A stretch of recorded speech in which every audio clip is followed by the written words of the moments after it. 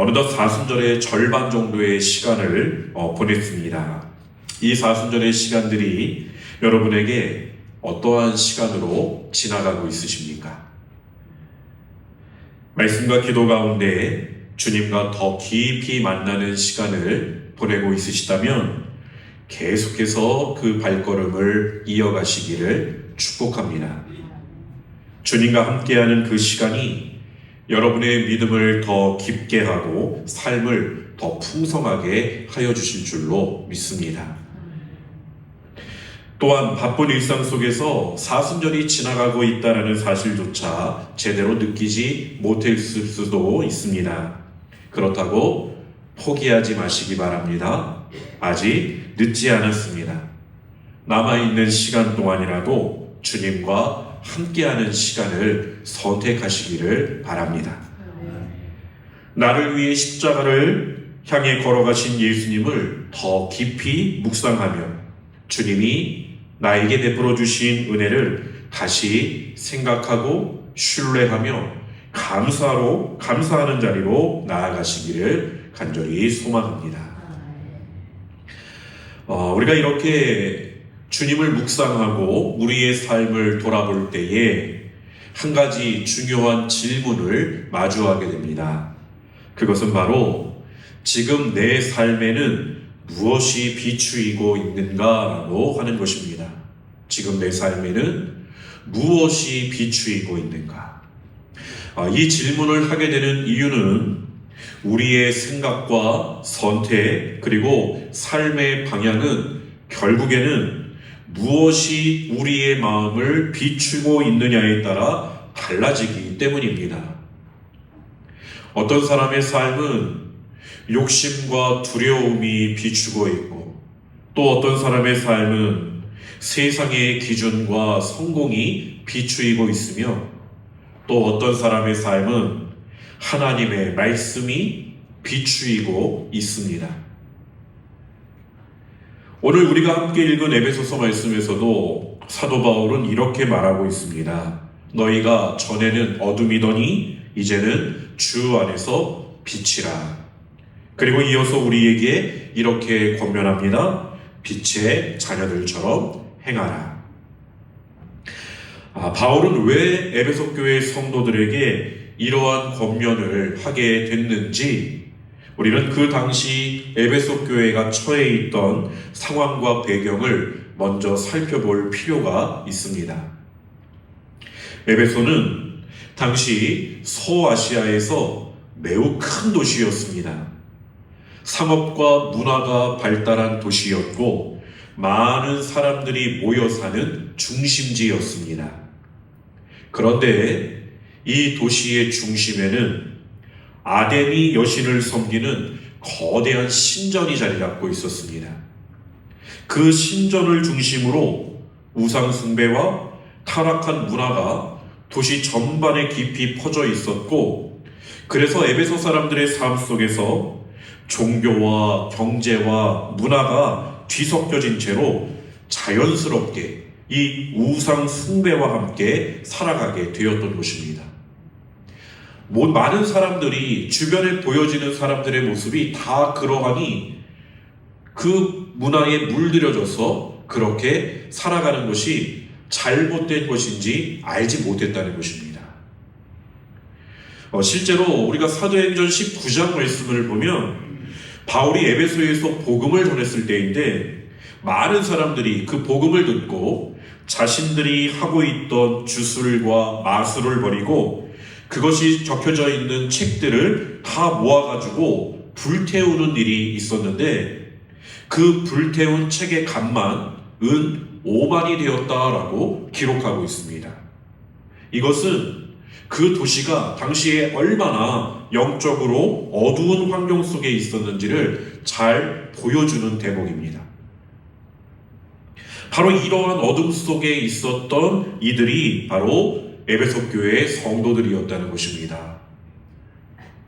그런데 그들은 복음을 통해서 삶의 놀라운 변화가 일어나게 되었습니다.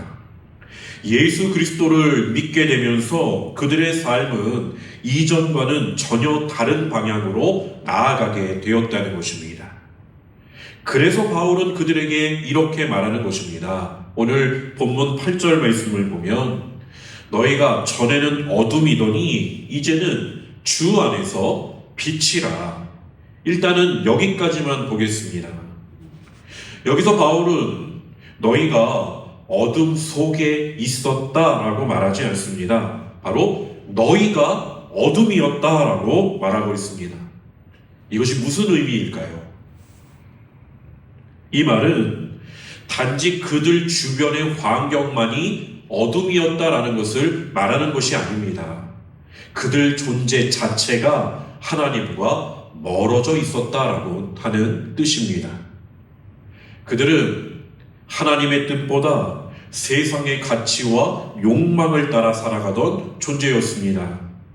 하나님께서 원하시는 방향이 아니라 세상이 말하는 성공과 욕망을 따라 살아가던 존재였다는 것입니다. 성경은 바로 그러한 상태를 어둠이라고 말하는 것입니다. 하나님이 원하시는 방향이 아니라 세상이 원하는 방향으로 살아가고 있는 것이 바로 어둠인 것입니다. 그런데 앞에서도 말씀드렸지만 이 어둠 속에 있었던 자들이 예수 그리스도의 복음을 통하여서 변화되게 되었습니다. 예수 그리스도를 믿게 되면서 그들의 삶이 그저 조금 나아진 정도가 아니었습니다. 단순히 삶의 습관이 조금 바뀌어진 것이거나 도덕적으로 조금 더 그들이 착해진 것이 아니었습니다. 그들 존재 자체가 변화되는 일이 일어났다는 것입니다. 그들은 더 이상 이제 어둠이 아니라 주 안에서 빛이 된 사람들이었습니다. 주 안에서 빛이 되는 것, 이 변화는 그들의 노력으로 이루어진 것이 아닙니다. 이 변화는 세상의 빛이 되시는 예수 그리스도와 연결될 때, 예수 그리스도와 연결이 되었을 때 일어나는 변화인 것입니다. 그래서 요한복음 8장 12절 말씀은 예수님께서 이렇게 말씀하고 계십니다. 나는 세상의 빛이니 나를 따르는 자는 어둠에 다니지 아니하고 생명의 빛을 얻으리라. 아멘. 예수님은 단순히 우리에게 빛을 가르쳐 주시는 분이 아니라 빛 그 자체이신 분이시라는 것입니다. 그래서 우리가 그 빛이신 예수님을 믿고 따를 때 우리의 삶에도 그 빛이 비추어지기 시작한다는 것입니다. 여러분 이해가 되십니까? 우리가 예수님과 연결되어서 그 예수님을 믿고 따를 때에 우리에게는 그 빛 그 자체이신 예수님의 빛이 우리를 비추이고 우리 안에서도 그 빛이 비추이기 시작한다는 것입니다. 어둠 속에 있던 사람이 빛을 만나면 더 이상 이전과 같은 모습으로 살아갈 수 없는 것입니다. 왜냐하면 빛이 오면 어둠은 몰아내기 때문인 것입니다. 어둠과 빛이 같이 공존할 수 없다는 것입니다. 마찬가지로 빛 대신 예수님을 만난 사람의 삶에는 반드시 변화가 일어납니다. 반드시입니다. 그래서 그리스도인이 된다라는 것은 단순히 내가 종교를 갖게 되었다라고 하는 것을 말하는 것이 아니라 내가 빛 대신 예수님과 연결된 새로운 삶을 살아가게 되는 것을 의미하는 것이 그리스도인이 되었다라고 하는 의미인 것입니다. 그러니 여러분이 지금 그리스도인이다라고 고백하고 계시다면 여러분의 삶은 빛 대신 예수님과 연결되어 있어야 하는 것입니다. 그리고 예수님의 빛이 나를 비추이고 있어야 하는 것입니다. 사랑하는 성도 여러분, 이렇게 예수님을 믿는다라는 것은 우리의 삶에 빛이 들어오는 사건과도 같은 것입니다. 그래서 우리는 자연스럽게 오늘 우리의 삶을 돌아보아야 합니다. 나는 예수로 인해 정말 변화된 사람인가? 단순히 교회를 다니고 있는 사람이 아니라 정말로 예수 그리스도의 빛이 내 삶을 비추이고 있는 사람인가? 라고 하는 질문인 것입니다. 그리고 바울은 이 질문에 대한 권면을 말씀 속에서 이렇게 이어가고 있습니다. 8절 말씀을 다시 보시면 너희가 전에는 어둠이더니 이제는 주 안에서 빛이라. 그러니 어떻게 하라고 말씀은 이어지고 있습니까? 빛의 자녀들처럼 행하라 라고 하는 것입니다. 즉 예수 그리스도로 인해 변화된 사람이라면 이제 그 변화가 빛의 자녀답게 살아가는 모습으로 드러나야 한다는 것입니다. 여러분, 참된 변화는 반드시 삶의 열매로 나타나게 되어 있습니다. 그래서 바울은 또한 이어서 이렇게 말합니다. 본문 9절 말씀을 보면 빛의 열매는 모든 착함과 의로움과 진실함에 있느니라. 아멘. 우리 안에 나타나야 하는 빛의 열매는 바로 이 착함과 의로움과 진실함이라는 것입니다. 자, 그러면 이것이 무엇을 뜻하는지 조금 더 깊이 살펴볼 필요가 있습니다. 먼저는 착함입니다. 여러분, 여기서 말하는 착함은 단순히 성격이 부드럽거나 착한 성품을 의미하는 것이 아닙니다. 성경에서 말하는 착함이란 다른 사람에게 유익을 주는 삶을 뜻하는 것입니다. 다른 사람에게 유익을 주는 삶이 착함이라는 것입니다. 즉, 내가 무엇을 얻을 것인가만 생각하는 삶이 아니라 다른 사람에게 선한 영향을 주는 삶인 것입니다. 도움이 필요한 사람을 외면하지 않고 손을 내밀고 연약한 사람을 돌아보고 내 주변에 있는 사람들에게 따뜻함과 선한 영향력을 흘려보내는 삶입니다. 빛의 자녀는 세상 속에서 자신의 이익만을 위해 살아가는 사람이 아니라 다른 사람의 삶을 밝히는 선한 영향력을 가지고 살아가는 사람이라는 것입니다.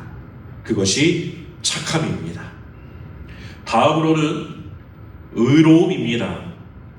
의로움은 하나님과의 관계에서 나오는 삶의 태도를 말합니다. 다시 말해 하나님의 뜻과 기준에 맞게 살아가려고 하는 삶입니다. 세상은 자기의 이익과 편리함을 기준으로 선택하지만 의로운 삶이란 하나님께서 기뻐하시는가라는 것을 기준으로 선택하는 삶인 것입니다. 그래서 때로는 손해를 감수해야 할 때도 있고 다른 사람들과 다른 선택을 해야 할 때도 있습니다. 그러나 의로운 사람은 세상의 기준이 아니라 하나님의 기준을 따라 살아가려는 마음을 가지고 살아가는 사람이라는 것입니다. 그것이 의로움이라고 하는 것입니다. 마지막으로는 진실함입니다. 진실함은 하나님과 사람 앞에서 거짓 없이 살아가는 삶을 의미합니다.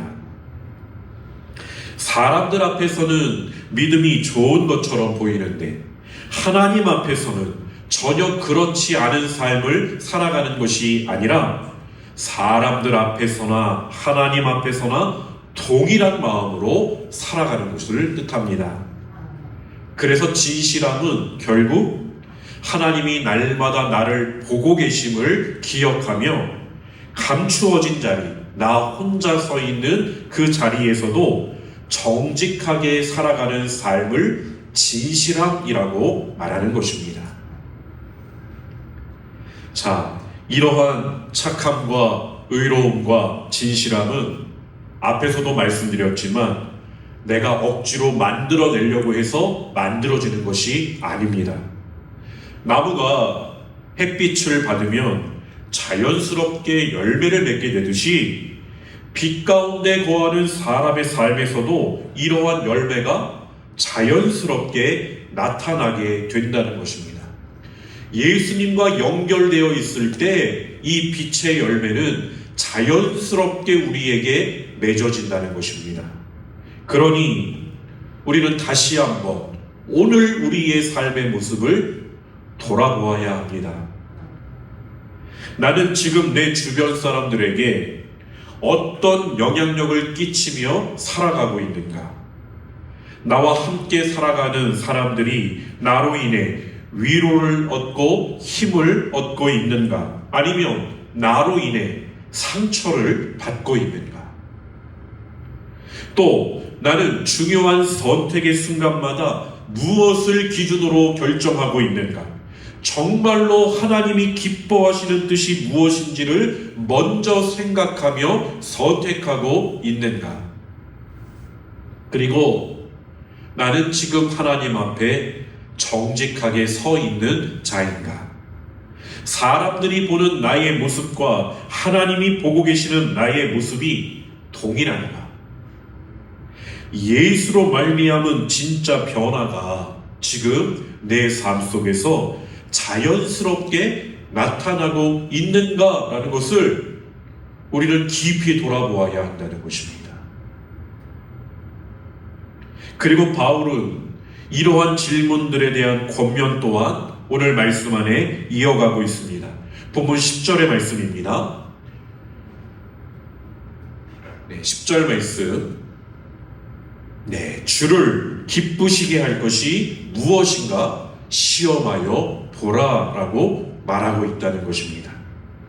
여러분, 이 말씀은 우리가 빛의 자녀로서의 삶이 어떠한 삶이 되어야 하는지를 분명하게 보여주고 있는 것입니다. 빛의 자녀로 살아가는 사람은 무엇이 하나님을 기쁘시게 하는 삶인지를 끊임없이 분별하며 살아가는 사람이어야 한다는 것입니다. 이 분별을 멈추는 것이 아니라 끊임없이 하나님께서 기뻐하시는 삶이 무엇인지를 포기하지 않고 계속해서 분별해 나가려고 하는 삶이 바로 빛의 자녀로서의 열매 맺는 삶이라는 것입니다. 다시 말하면 그리스도인은 순간순간 내 마음이 원하는 대로 살아가는 사람이 아니라는 것입니다. 세상의 흐름이 이끄는 대로 살아가는 사람도 아니라는 것입니다. 언제나 그리스도인은 하나님의 뜻이 무엇인지, 주님께서 기뻐하시는 선택이 무엇인지를 살피며 살아가는 사람이라는 것입니다. 왜 그래야 합니까? 왜 우리는 이렇게 살아가야 합니까?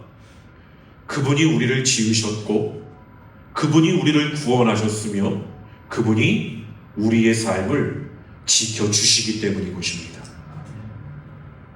그래서 우리는 무엇이 하나님께서 기뻐하시는 삶인지를 늘 기억하며 늘 분별하며 살아가야 하는 것입니다.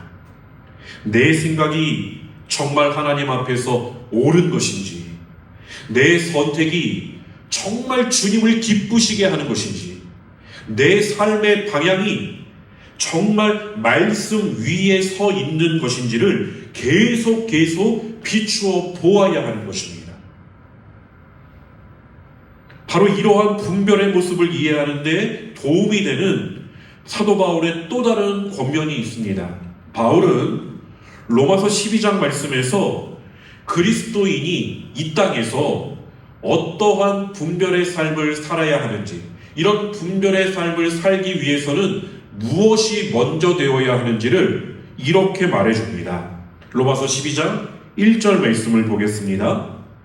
그러므로 형제들아, 내가 하나님의 모든 자비하심으로 너희를 권하노니 너희 몸을 하나님이 기뻐하시는 거룩한 산 제물로 드리라. 이는 너희가 드릴 영적 예배니라. 아멘. 무엇을 말해주고자 하는 것이겠습니까? 바울은 그리스도인이 이 땅에서 이렇게 분별된 삶을 살아가기 위해서는 가장 먼저 해야 되는 것이 예배의 삶이다라고 말하고 있는 것입니다. 왜 분별의 삶 가운데 예배가 중요한 것이겠습니까?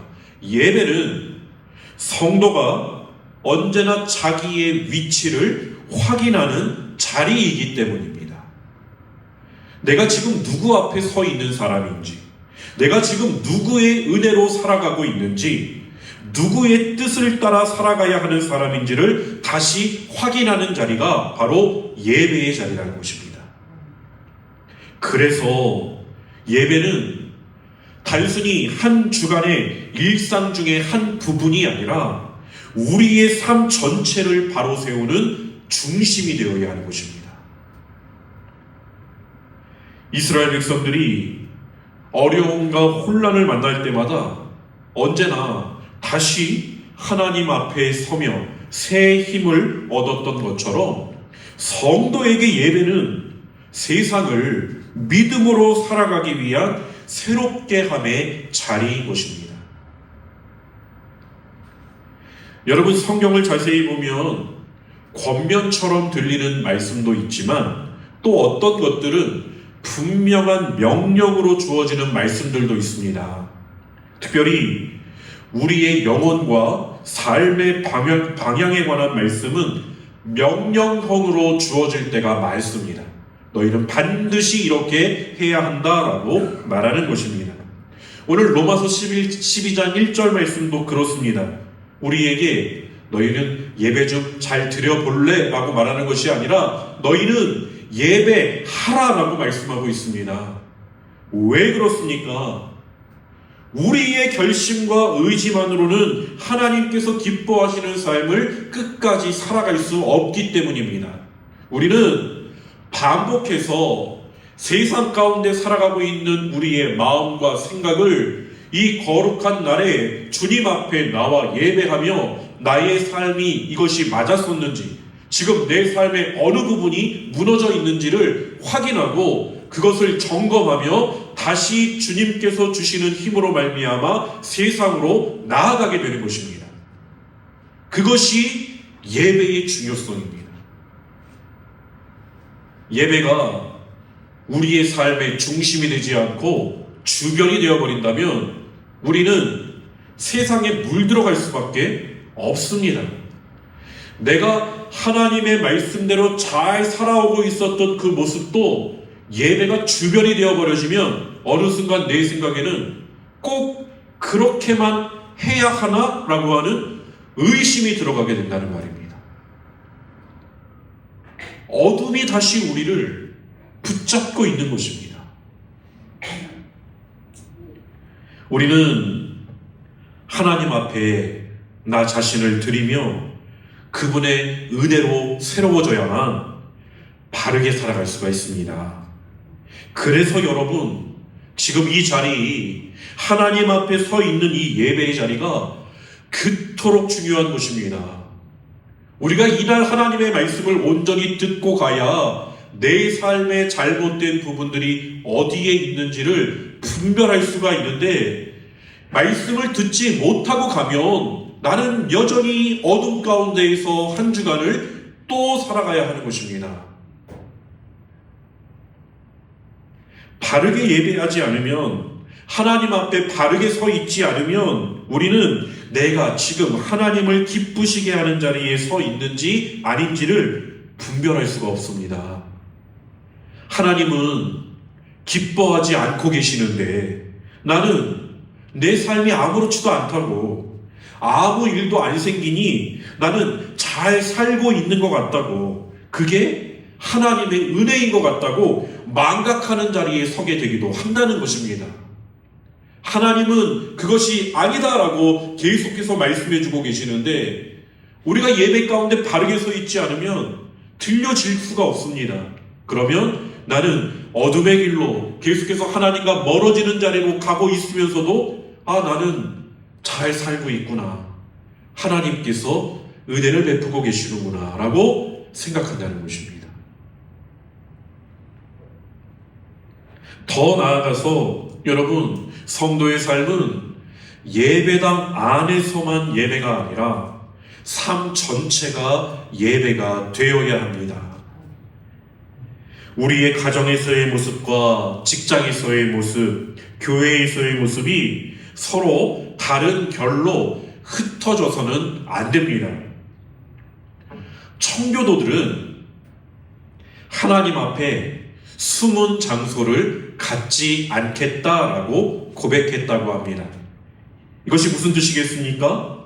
내가 하나님께만 들키지 않았으면 하는 영역을 따로 남겨두지 않겠다라고 하는 뜻인 것입니다.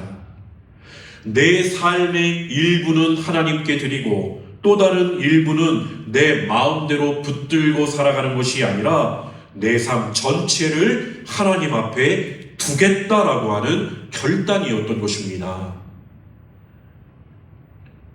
그리고 이것은 오늘 본문 에베소서 5장 11절과 12절 말씀과도 이어집니다. 화면에 띄워주시겠습니까? 너희는 열매 없는 어둠의 일에 참여하지 말고 도리어 책망하라. 그들이 은밀히 행하는 것들은 말하기도 부끄러운 것들이라. 바울은 이 어둠의 열매 없는 일에 참여하지 말라고 합니다. 빛의 자녀는 감추어진 어둠을 그대로 품고 살아가는 사람이 아니라 빛 앞에 자신을 내어놓고 하나님께서 기뻐하지 않으시는 것들을 끊어내며 살아가는 사람인 것입니다. 그거를 그대로 내 마음 가운데 여전히 두고 때로는 살짝 꺼내보려고 하면서 살아가는 삶이 아니라 주님이 기뻐하시지 않는 것을 깨달았다면 과감하게 그것을 끊어내며 결단함으로 살아가는 삶이 어둠의 일에 참여하지 않는 것이다 라고 하는 것입니다.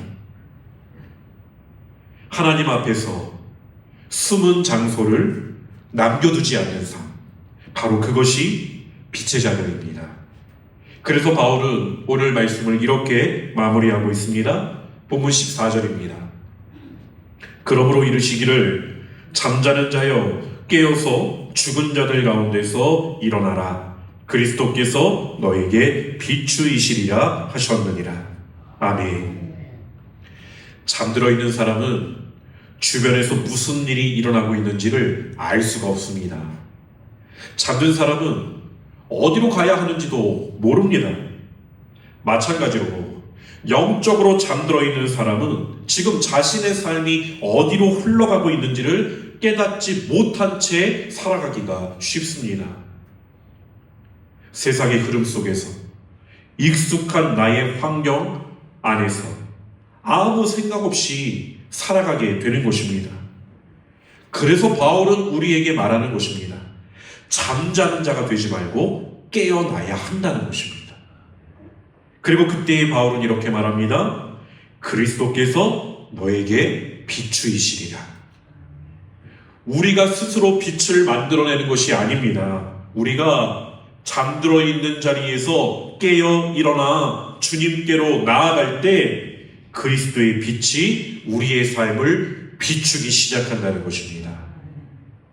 그래서 오늘 말씀은 마지막으로 우리에게 이렇게 묻고 있는 것입니다.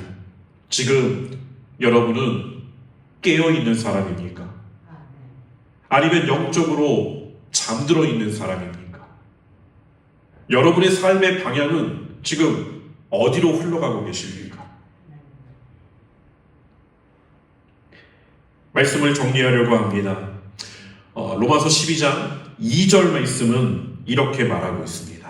너희는 이 세대를 본받지 말고 오직 마음을 새롭게 함으로 변화를 받아 하나님의 선하시고 기뻐하시고 온전하신 뜻이 무엇인지 분별하도록 하라.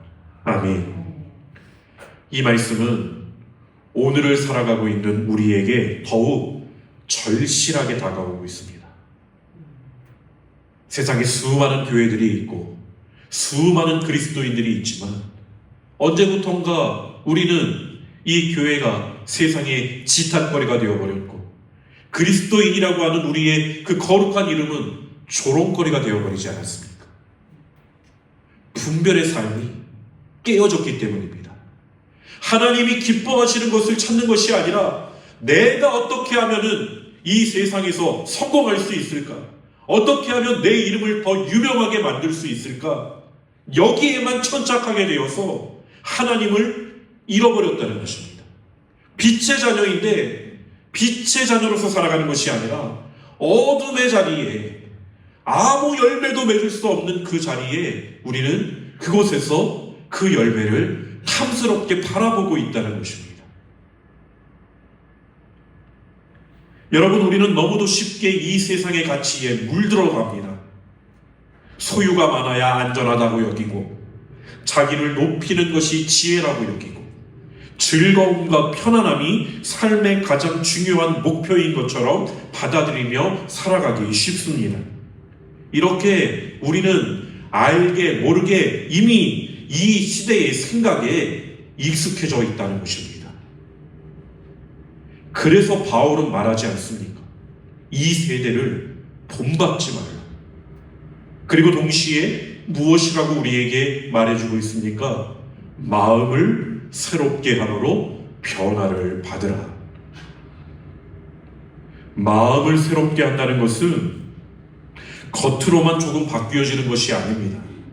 마음은 내 생각과도 같은 것입니다. 내 행동이 드러나게 되는 것과 같은 것입니다.